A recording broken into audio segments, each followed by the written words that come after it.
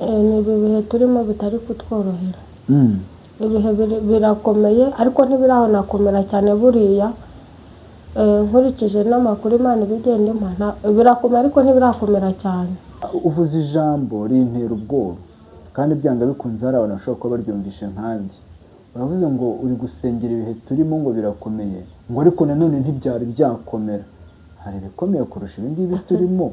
Ariko mu makuru ngewe mba mfite nuko ibihe bizakomera kurusha ibiturimo. Uravuze ngo hari ibihe bizakomera kurusha ibingibi turimo, ndetse abantu ahubwo nibasenge bagire n'imwe. Ese nta kuntu umuntu yasenga bigakurwaho ahubwo?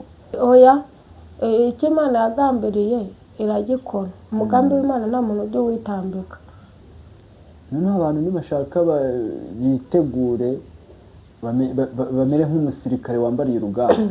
Kandi ari abasenga ntibizaborohera, ari n'abadasenga ntibizaborohera. Ni ibihe bikomeye bizagera ku muntu wese.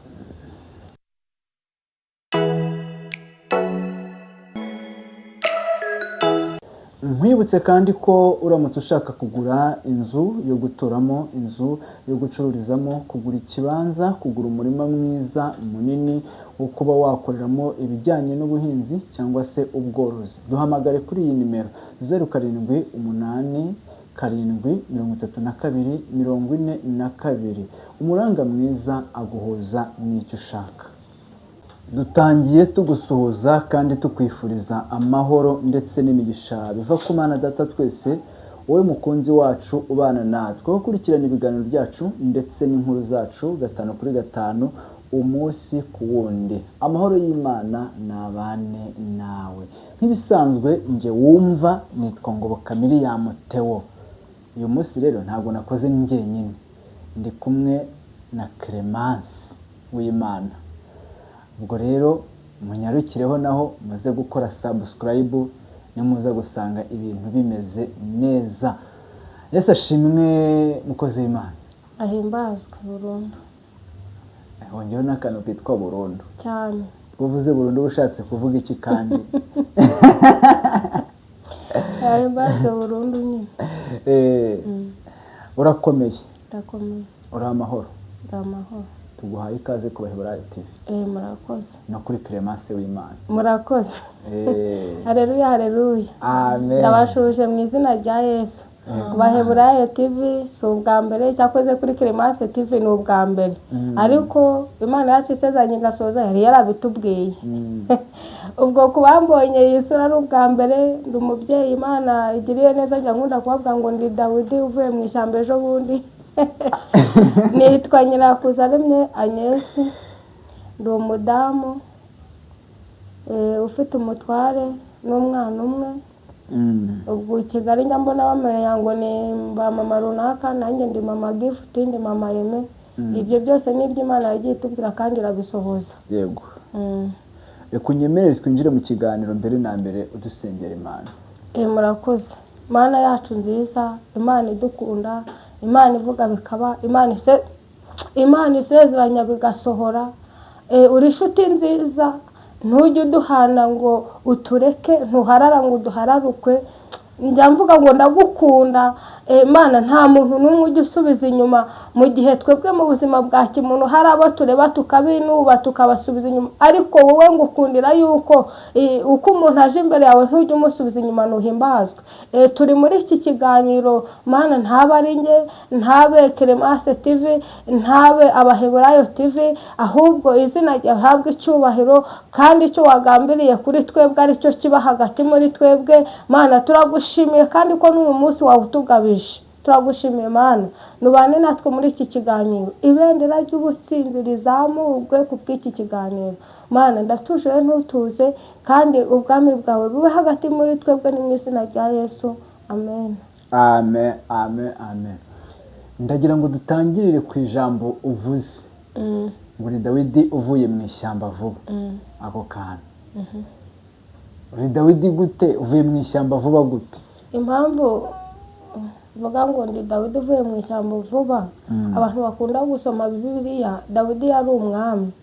Ariko mbere yuko aba umwami bamusutseho amavuta, yari umushumba aragira intama zo kwa se. Noneho rero Imana ituma Samweli kujya kumwimikira undi mwami yari kuzasimbura Sawuli. Noneho rero aragenda ajya kwa Yesayi niho iwabo wa Dawidi. Nubwo bamusutseho amavuta bayamusutseho se ahita aba umwami ngo Imana ihite imukoresha iby'ubutwari, ahubwo bayamusutseho asubirira kwiragirira intama, ariko igihe cy'Imana kimugereyeho Imana imukura mu ishyamba ajya kuba umwami. Ubwo rero natwe iyo abantu batureba gutya hari aho Imana iba yarabanje kuducisha.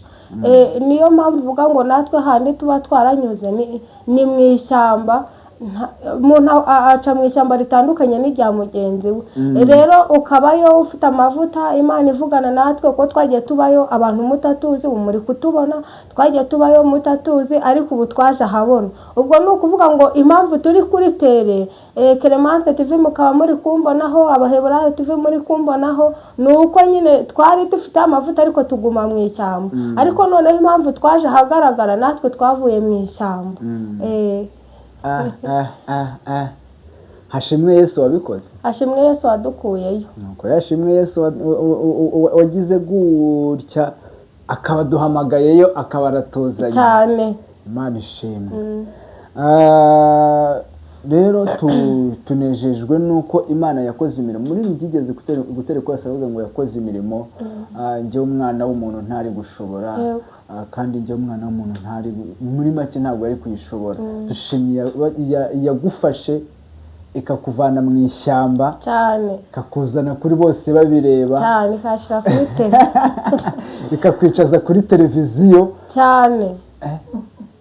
Ariko mbabarira umbwire, ubundi utekereje ku bwa kavukire uyu munsi ukaba wicaye kuri televiziyo wiyumva ute? Oya, ku bwa kavukire yacu uretse nanjye hari n'umuntu ushaka kundi akavuga ati nanjye kavukire yanjye yari mbi, ariko ku bw'imbabazi z'Imana igenda igirira abantu yiremeye. Imana ikabakorera ibyo tutari kuzabona mu miryango, tutari kuzaboneshwa. Imana sinzi ukuntu nabisobanura, yadukoreye ibirenze, irongera idukorera ibirenze, irongera idukorera ibirenze. Naho ku bwa kavukire yacu none se nari kugezwa n'iki kuri kamera? Ariko kubera Imana narahageze. Ubu nawe uba wicaye mu Rwanda ukarebwa n'abari muri Amerika cyane kubera Imana nyine, kandi ukababwira icyo Imana yakubwiye bakicara bakagishyiraho amafaranga yabo cyane bakakireba.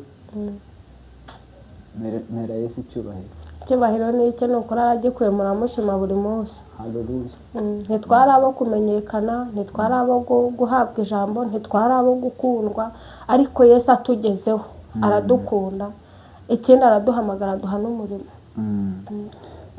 Ni igiki ujya wibuka ushubije amaso inyuma ukavuga uti ariko Yesu nkushimiye ko wakoze iki kintu? Njyewe ikintu njya nibuka inzira njya nita ngo ni y'umusaraba nageneye muri Kigali. Nabaye mu buzima bubi burancanga, ariko nkurikije ukuntu Yesu yaje akabunkuramo, icyo kintu sinjya nkibagirwa. Kandi akabunkuramo atarebye ku buranga, atarebye igihagararo, atarebye kavukire bimwe twavugaga, atarebye ku mashuri, nta kintu na kimwe arebyeho. Akankura aho ngaho kuri urwo rwego akangeza ku rundi, akashyira ku rundi rwego n'abantu bamenya batari kuzamenya. Ntabwo icyo kintu nakibagirwa. uba wumva Yesu umukubitanye, ni nk'iri jambo wumva wamubwira? Oya, Yesu wanjye ndamukunda.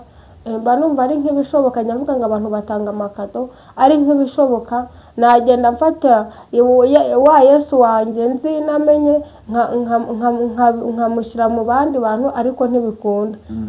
Ndamukunda cyane, sinzi ukuntu nanabigusobanura, ndamukunda cyane. Uba wumva wagenda ufata umuntu ukamuterekamo Yesu ariko ntibikunda. Okay. Hanyuma umaze iminsi uri gusengera hehe? Gusengera hehe? Dusengera mu itorero tubarizwamo. Ni iki wumva muri ino minsi umwuka ari kuguhata gusengera? ariko mpata gusengera. Yego, hari ukuntu umuntu abaho akumva ari nke mu bihe byo gusengera abarwayi, iryo sengesho rikamututumbamo rikamwakamo.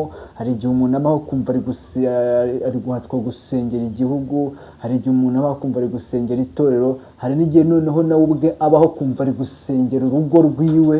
Uri kumva muri ino minsi ni icy'umwuka w'Imana ari kuguhatira gusengera cyane. Ni ibi bihe turimo bitari kutworohera. Ibihe birakomeye ariko ntibiranakomera cyane buriya. Nkurikije n'amakuru Imana ibigenda impa birakomeye ariko ntibirakomera cyane.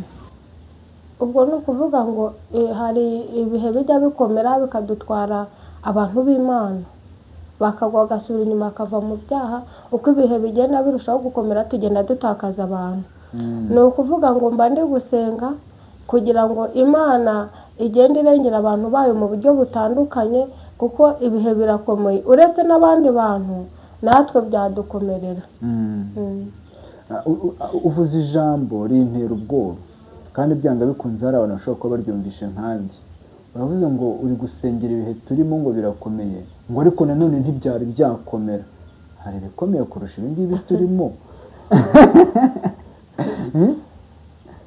Njyewe njya mbwira abantu ngo umuntu afite uko agenda ahamagarwa akagira n'ukuntu agenda abana n'Imana. Umuntu afite ukuntu ahamagarwa, afite n'imigenzereze y'ukuntu agenda abana n'Imana. Mu buryo tubana rero siko mubana, ariko mu makuru njyewe mba mfite nuko ibihe bizakomera kurusha ibiturimo, ariko ni mu bwanjye ruhande. Ubwo rero ndushaho gusenga kugira ngo ibyo bihe nibigera ku bantu b'Imana izabaho imyifato nangwa se uburyo bitwara muri bya bihe. Uravuze ngo hari ibihe bizakomera kurusha ibi ngibi turimo, ndetse abantu ahubwo nibasenge bagire n'imyifato. Ese nta kuntu umuntu yasenga bigakurwaho ahubwo ntibibe ibintu? Oya, icyo Imana yagambiriye iragikora. Umugambi w'Imana nta muntu ujya witambika, nta muntu ujya witambika umugambi w'Imana, kandi icyo yagombye gukora iragikora. Gusa gusenga ntibikuraho ibyo Imana ibigambiriye kuzakora, ahubwo gusenga bidufasha kuzahagarara muri bya bihe bizakomera. Nicyo kintu bidufasha. Gusenga bituma duhagarara muri bya bihe bikomeye tugezemo, tukabitambukamo neza ku bw'amasengesho. Amasengesho aducisha ahantu tutari guca twebwe, ariko kubera ya masengesho tukahanyuzwa n'ibihe byo gusenga twagize gute twabayemo nanga se tukibamo. Kuko njye mba numva umushinga wo gusenga nashoye sinzawureka, nzagomeza nsenge mpaka. Okay, Imana iguha umugisha kandi n'abandi bose badufashe dusenge.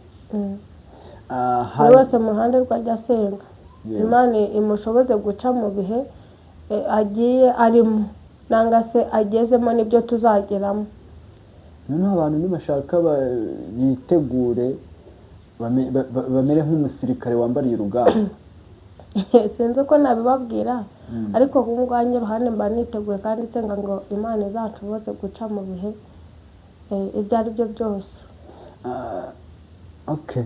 Ese ibi bihe tugiye kunyuramo kandi bikomeye kandi bigoye, ni ibigoye ku ruhande rw'amaso ku buryo abantu bareba bakabona ni ibihe bigoye, ni ibigoye ku ruhande rw'abakristo, ni ibigoye ku ruhe ruhande? Mu buryo bwose, ari mu buryo bw'abakristo, mu buryo bw'umwuka biragoye, ariko no mu buryo bwose bw'umubiri biragoye.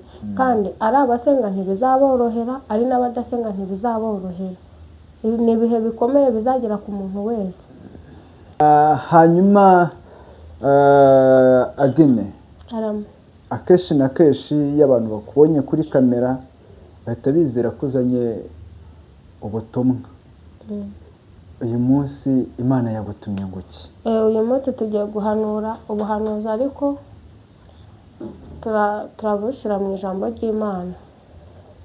Turahera ni amagambo menshi atandukanye sindi bujye nyatindamo.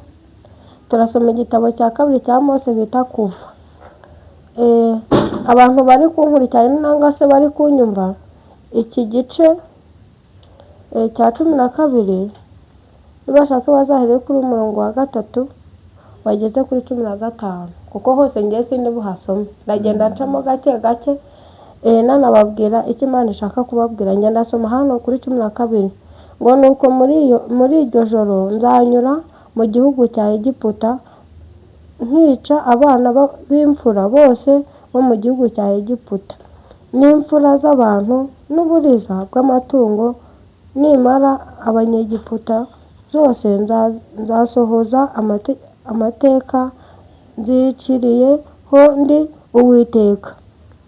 Ayo maraso azababere ikimenyetso mu mazu murimo, nanjye ubwo nzabona ayo maraso nzahanyuraho, nta cyago kizabaho ngo kibarimbure ubwo nzatera igihugu cya Egiputa. Imana duhana umugisha. Mwihangane naga abantu basoma ikinyarwanda rimwe kimwe, hari usoma yihuta, hari n'undi ugenda gakeya, kubera ko turi n'ahantu hari kubona cyane, ndi kubona biri kungora, ariko bihangane. Iri jambo rero ikintu narigendereyeho, murumva n'igihe Abisiraheli bari muri Egiputa, Imana ishaka kubakurayo, babayeho bari mu mibabaro, babayeho bari mu miruho, Imana babayeho nabi. Bakajya Imana, ariko bari abantu b'Imana, bari bafite isezerano, nubwo bari muri ubwo buretwa, bari mu bibazo, bari muki, Imana yari yarabavuzeho, Imana yari yaravuganye nabo. Noneho igihe kigeze Imana igiye kubakurayo, itumayo Mose. Noneho ahangaha Imana yari yababwiye ngo bajye umwana w'intama ngo basigeho inkomanizo z'imiryango bashireho amaraso, kuko umurimbuzi aragiye guca muri icyo gihugu cya Egiputa. Ariko Bibiliya iratubwiye ngo aho icyo kimenyetso kiri bube kiri, ntabwo Imana iri buce muri iyo nzu igenda iharimbura, ahubwo izaca ahantu ikimenyetso kitari. Mwumve rero ikintu cyitonderwa. Imana yarambwiye ndi gusenga ngo igiye gutambuka ishyira ikimenyetso ku bantu b'Imana. None rero icyo nakwinginga umuntu unkurikiye uwo ari we wese wumva ibingibi akabishyira ku mutima we, akumva ibingibi bimureba, abwira Imana ati nanjye icyo kimenyetso ndagikeneye. Dore turi mu bihe bitari koroha, dukeneye ikimenyetso, nkeneye ikimenyetso cyawe Imana. Imana irakimushyiraho. Imana yambwiye ko iri gutambuka ishyira ikimenyetso ku muntu wayo, kandi umuntu uriho ikimenyetso ntacyo azaba, kuko Bibiliya yatubwiye ngo yaciye mu gihugu cya Egiputa, yica abana b'abahungu n'amatungo, ibintu byose irabyica, ariko ahantu hari cya kimenyetso ntabwo umurimbuzi yahaciye. Bivuze iki rero? N'umuntu ufite ikimenyetso nta kintu azaba. Niko Imana yambwiye ngo iri gutambuka ishyira ikimenyetso ku muntu wayo. Umuntu uri bube maso asaba iki kimenyetso, niwumva kikikuriho nta kibazo, ukomeze winginga Imana ngo Mana ndabizi neza ko iki kimenyetso kindiho, ukomeze n'ubundi kigira gute kikubeho. Ariko umuntu utari bwumve iki kimenyetso atagifite, yinginga Imana ikimenyetso cy'Imana kimujyeho, ikimenyetso cy'amaraso y'Imana kimubeho. Ubwo tujya gusoma n'ayandi magambo y'Imana, turihuta sindajya ntinda ngo mbisobanure cyane kuko tuba dufite umwanya mutoya, ariko umuntu wese atega amatwi adufashe uyu murimo w'Imana. N'ubundi tugiye gusoma mu gitabo n'ubundi cya 3 cya Mose cy'Abalewi, ni ibice 9, ni ibice 9. Turasoma n'umurongo waho wa 7. Karavuga ngo kandi ntimuve ku muryango w'ihema ry'ibonaniro mudapfa, kuko muriho amavuta y'Uwiteka yabasize, bagenza uko Mose yabategetse. Aya magambo y'Imana, Imana irambwira ngo mbwira abantu bagume mu ihema. Abantu bari kugenda bikura mu ihema, kandi iri jambo yari Imana ibategetse, irababwira ngo ntimuve mu ihema. Icyitonderwa, ntimuve mu ihema. Umuntu urava mu ihema aragira gute? Arapfa. Arababwira ngo ikintu mutegekewe ntimuve mu ihema. Kandi hano bari mu ihema, harimo ingeri zose zitandukanye, habagamo abagabo, hakabamo abana, hakabamo urubyiruko, harimo ingero zitandukanye. Uwiteka aravuga ngo ikintu mbisabira ni ukugira ngo mugume hehe mu ihema. Umuntu uri buve mu ihema arapfa. Imana irongera aravuga ngo ngaho mbwirira abantu banjye ngo nibagume hehe mu ihema. Umuntu uriho uburinzi n'umuntu uri mu ihema, umuntu urarivamo arapfa, kuko umuntu uri mu ihema ariho uburinzi bw'Imana, ariho uburinzi bw'Uwiteka, ariko umuntu urava mu ihema aragira gute? Arapfa. Imana iturengere, Imana nigande. Ikintu usabwa ni ukutava mu ihema. Ubu umugabo guma mu ihema, uhasonzere, niba uri mu ihema rigumemo, wikwitwa n'inzara ngo wikure mu ihema, nuvamo urapfa. Wiba mu ihema ngo wikure ujye mu busambanyi, nimugume mu ihema. Abagabo mugume mu ihema, niko Uwiteka avuga, nimugume mu ihema, nimuva mu ihema murapfa. Ntabwo ari njye ubivuze, niko ijambo ritubwiye. Riravuze ngo kandi muriho amavuta y'Uwiteka y'abasize. Abantu muri mu ihema mufite amavuta y'Imana, ariko ibihe biri kubagora mukikura mu ihema, mukajya gusinda mukava mu ihema. Imana ibarengere. Ikintu Imana yambwiye kuri iri jambo, irambwira ngo nyibukiriza abantu banjye ngo nibagume mu ihema. Imana ari kujya ibitegereza ikabareba igasanga muri kujya mwikura mu ihema. Mwabagabo mwe nimugume mu ihema. Mu ihema niho ho gukirira, mu ihema ntabwo ari aho gupfira, mu ihema ni aho gukirira. Ahubwo ikibazo kiri ku bantu bari kujya bikura hehe? Mu ihema. Abantu b'Imana nimugume mu ihema. Ubutabazi buri ku bantu bari mu ihema. Ushobora kunkurikira n'abandi ukavuga ati Imana ntabwo ndi mu ihema nikuyemo, usubiremo. Niba ushaka nawe kujya mu ihema, uzujyeyo. Kujyayo ni ubuntu, nta mafaranga. Nimugume mu ihema, mutagira gute? Mudapfa. Muriho ubwiza bw'Imana, ariko muri kujya muva mu ihema mwikuraho ubwiza bw'Imana,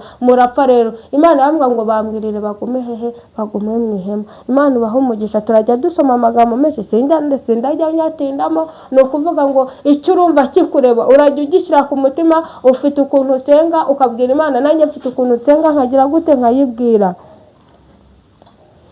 Dusome nanone igitabo n'ubundi cya Mose bita Kuva, dusubire inyuma ho gake. Ni ubuhanuzi bwinshi butandukanye kandi buri mu ijambo, ariko umuntu wese arajya afata ibyo yumva bimureba ku giti cye, kuko niyo umuntu atetse agategura ibisorori bitandukanye, umuntu harijya avuga ati ngendirira agafiriti n'ibishyimbo, n'agasa akavuga ati ndirira agasosi n'ubugari. Buri muntu wese ni ubuhanuzi butandukanye. Ufate ubwo wumva bukureba, ibyo bitakura nyine ni akazi ntabwo burabikureba. Twisomere n'ubundi igitabo cya kabiri cya Mose bita Kuva, ni ibice byaho ni 2 ngire ngo umurongo wa 23 havuga ngo Abisiraheli batakira Imana irabumva. 23 havuga ngo hashize iminsi myinshi umwami wa Egiputa aratanga anihishwa. Hashize iminsi myinshi umwami wa Egiputa aratanga, Abisiraheli banihishwa n'uburetwa bakoreshwaga, barataka.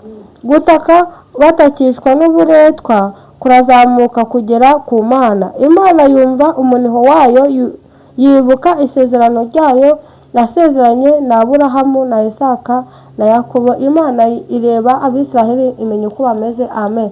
Aya magambo y'Imana, Imana yamenego ivuga ngo Imana ijya yumva gusenga k'umuntu wese uyisenganye umutima utarimo ibyaha. Imana iduhane umugisha. Iri jambo intego Imana yambwiye ngo ijya yumva gusenga k'umuntu wese usenganye umutima utarimo ibyaha. Iki gihe Abisiraheli ni hahandi n'ubundi bari muri Egiputa bataka baniha, ngo Imana yumva gutaka kwabo. Imana irazira batabara. Titire yatubwiye ngo Abisiraheli batakira Uwiteka arabumva. Ngo Uwiteka yibuka isezerano yasezeranye na Aburahamu na Isaka na Yakobo, ngo ireba Abisiraheli bimenye uko bameze. Noneho ubu ntabwo ari Abisiraheli, ni twebwe. Imana ishimwe ko yakwitegereje ikabona uko umeze. Niba ari ubwo burwayi bwawe yabonye bumaze igihe, nimba ari icyo kibazo cyawe runaka kimaze igihe, Imana yarakwitegereje imenya uko umeze. Imana ihagurukijwe no kugutabara, Imana ihagurukijwe no kukurengera. Imana ibaha umugisha. Imana ihagurukijwe no kukurengera kuri icyo kibazo cyawe. Uyu munsi ntabwo ari Abisiraheli yumvishije gutaka kwabo, ntabwo ari Abisiraheli yumvishije kuniha kwabo, ahubwo ni ubwoko bw'Imana buri kutaka, ni ubwoko bw'Imana buri kuyibwira. Umuntu ajya aba mu kibazo runaka naga akaba mu bihe runaka agataka akavuga ngo Mana ndengera, Mana bigenze gutya, hakaba n'igihe ubonye icecetse ukagira ngo ntiyakumvishe, ariko umva iri jambo uko ritubwiye, intego yambwiye uyumve neza. Niba uzi ko ufite umutima utari mu ibyaha, Imana ihagurukijwe no kugutabara, Imana ihagurukijwe no kukurengera. Ariko niwumva umutima wawe wuzuye n'ibyaha, kwihana biremewe.